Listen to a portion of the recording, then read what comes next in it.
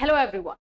आप सभी को यूपी स्कॉलरशिप के बारे में पता होगा कि यूपी स्कॉलरशिप में फॉर्म फिल किया जाता है और वहां से आपको जो है आपने जहां पर भी एडमिशन लिया है, जो भी कोर्स यूपी में कर रहे हो उसके लिए आप लोग को पैसा मिलता है, राइट। आपके बैंक अकाउंट में ये पैसा आता है। यूपी स्कॉलरशिप से रिलेटेड अब जो है बहुत सारे अपडेट आ रहे हैं। अगर आप नेक्स्ट सेशन के लिए फॉर्म भरने वाले हो, आपको जो है फॉर्म भरना है, तो आपको इन सभी चीजों पर ध्यान देना होगा। आप लोगों का कौन कौन सा अपडेट है, सब आप लोगों को सभी अपडेट जो है इस चैनल पर बताए जाते हैं, तो चैनल के साथ जुड़े रहना, क्योंकि हम यूपी स्कॉलरशिप को लास्ट 4-5 ईयर्स से कवर कर रहे हैं, जिसमें जो जो चेंजेस आता है वो हम आपको इन्फॉर्म करते रहते हैं। चलिए, आज भी कुछ अपडेट है आप लोगों के लिए। और इसका फॉर्म फिलअप, जैसे कि कल हमने आपको वीडियो दिया था, 7 जुलाई से होने वाला है। तो बीएड वाले बच्चे, डीएलएड वाले बच्चे, ग्रेजुएशन, मास्टर, आईटीआई, कोई भी कोर्स वाले बच्चे हो, बस प्रिपेयर हो जाइए। ये सारे नियमों को समझते चलना। हर बार कुछ ना कुछ नियम चेंज होते हैं। अगर वो पता नहीं रहता है आपको, तो आपका फॉर्म रिजेक्ट हो जाता है। तो इन सभी चीजों पर आप लोग को नजर बनाए रखना है। चलिए स्टार्ट करते हैं। सबसे पहले तो आप ये देखो, ये है साइट। ये साइट को आप लोगों को हमेशा के लिए अब याद रख लेना है, scholarship.up.gov.in। ये साइट को आप लोग को देख लेना है।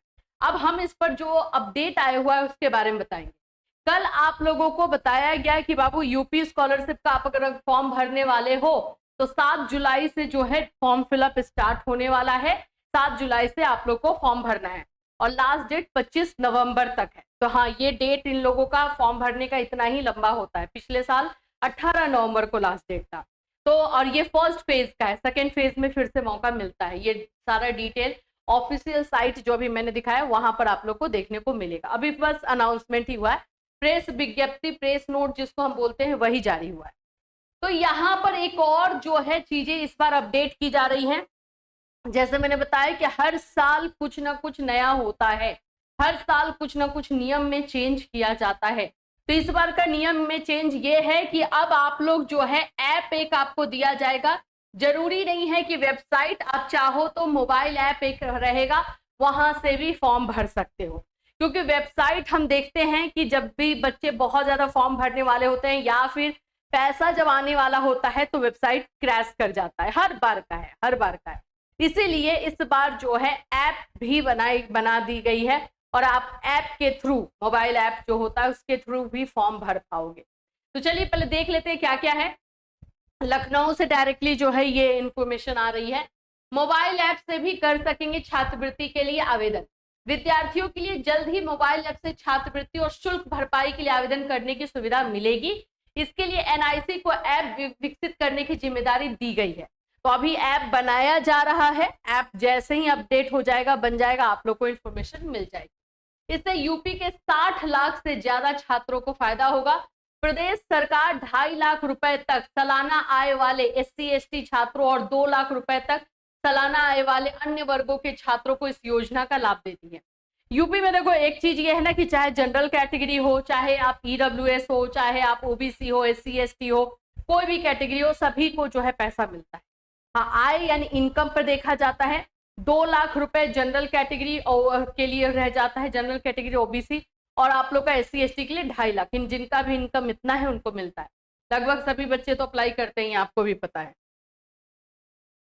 एनआईसी को ऐप विकसित करने को की दी गई जिम्मेदारी। जरूरी दस्तावेज अपलोड करने की सुविधा होगी। साथ ही विभाग की ओर से विद्यार्थियों को नोटिफिकेशन भी भेजा जाएगा। अभी क्या होता है ना कि जो अभी मैंने आपको वेबसाइट दिखाया उस पे जो है अपडेशन आता है। कभी कभी वो टाइम पर अपडेशन मिलता भी नहीं है, ना ही नोटिफिकेशन मिल पाता है, ना ही अपडेशन। तो जो ऐप बन जाएगा, ऐप के थ्रू आप लोगों को सभी चीजें जो है अपडेट की जाएगी।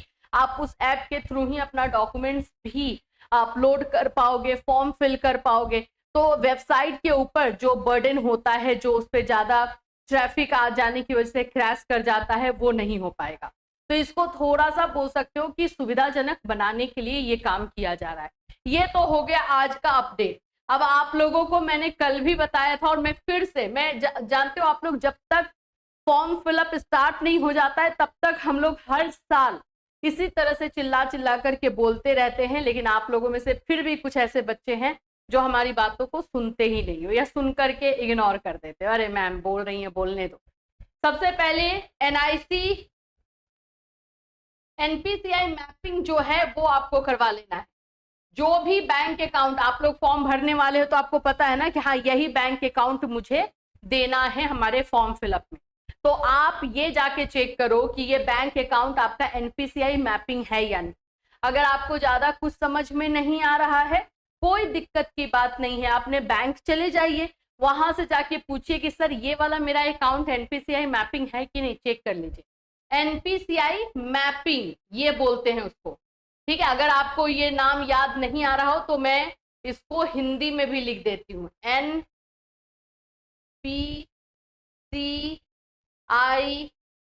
इसको बोलते हैं मैपिंग, ठीक है। ये आपको चेक करवाना है कि आपका वो अकाउंट जो है एनपीसीआई मैपिंग है कि नहीं। अगर है तो वेल एंड गुड, बहुत अच्छी बात है, और वही वाला फॉर्म में डालोगे, पहली चीज। दूसरी चीज, अगर किसी भी तरह के आपके डॉक्यूमेंट्स में प्रॉब्लम है जो कि आपको पहले से पता होता है लेकिन आप लोग ठीक नहीं करवाते हो, आप वैसे ही फॉर्म भर देते हो, तो उस डॉक्यूमेंट्स को आप ठीक कर लोगे, पहले ही ठीक कर लोगे। फॉर्म भरते समय किसी तरह की गलती नहीं करना, नहीं तो फंसोगे, और फिर फंसोगे तो जिनका सब कुछ सही रहता है उनको भी पैसा नहीं मिलता है, ऐसा भी होता है। तो गलती ना करो ना, सबसे जरूरी चीज है, ठीक है। तीसरी जो चीज है आप लोगों का, आपके फादर का इनकम सर्टिफिकेट, फादर मदर जिनका भी है इनकम सर्टिफिकेट अपडेट करवा लेना, है ना। हर साल का 1 साल वैलिडिटी इसकी रहती है, तो इनकम सर्टिफिकेट लगेगा, लेकिन आपके पेरेंट्स का लगेगा, चाहे मम्मी का हो, पापा का हो, जिनका भी हो उनका ही लगेगा, या आपके जो गार्जियन है उनका लगेगा। ये 3 चीजों को पहले से रेडी करवा के रख लेना। इस बार हो सकता है कि फॉर्म भरते समय कुछ और चेंजेस आए, जैसे कि बोला गया था कि भाई इस बार कुछ चेंजेस देखने को मिलेगा जो पिछले साल लागू नहीं हो पाया था, वो आप लोगों को इस बार लागू हो सकता है। तो अगर जैसे जैसे चेंजेस आते जाएंगे वैसे वैसे हम आपको इन्फॉर्म करेंगे। फिलहाल ये 3 चीजें तो आपको अपनी अपडेट करके रखनी है, इसमें किसी तरह का गलती नहीं होना चाहिए। पिछले साल भी एनपीसीआई मैपिंग गलत टाइम पर करवाने की वजह से या नहीं करवाने की वजह से बहुत सारे का पैसा रुक गया था, या उनका कैंसिल कर दिया गया, या वेट करते रह गए कि हाँ फिर से आएगा, तो वो सब चीजें पर मत रखना। देखो जो थोड़ा सा सिंसियरली, अब पैसा भी कम नहीं आता, बीएड डीएलएड वाले बच्चों को 25,000, 30,000, 42,000, SC ST वाले को तो 45,000 तक आता है, 45,000, 40,000, और जनरल कैटेगरी ओबीसी कैटेगरी 22-25,000 तक आता है, तो कम पैसा नहीं है ना, समझ रहे हो ना। तो इन सारी चीजों पर आपको ध्यान रखना है। इससे रिलेटेड कोई और क्वेश्चन क्वेरी है तो हम बिल्कुल आपके लिए है, आप जो भी डाउट्स है, जो भी आपके क्वेश्चंस है वीडियो में कमेंट कर देना। हम जब दूसरा वीडियो बनाएंगे तो आपके कमेंट्स को देखेंगे, उसको भी हम अपने वीडियो में शामिल कर लेंगे, जिससे कि आप लोग के सारे डाउट्स क्लियर हो जाए। फिर मिलूंगी, टिल देन टेक केयर।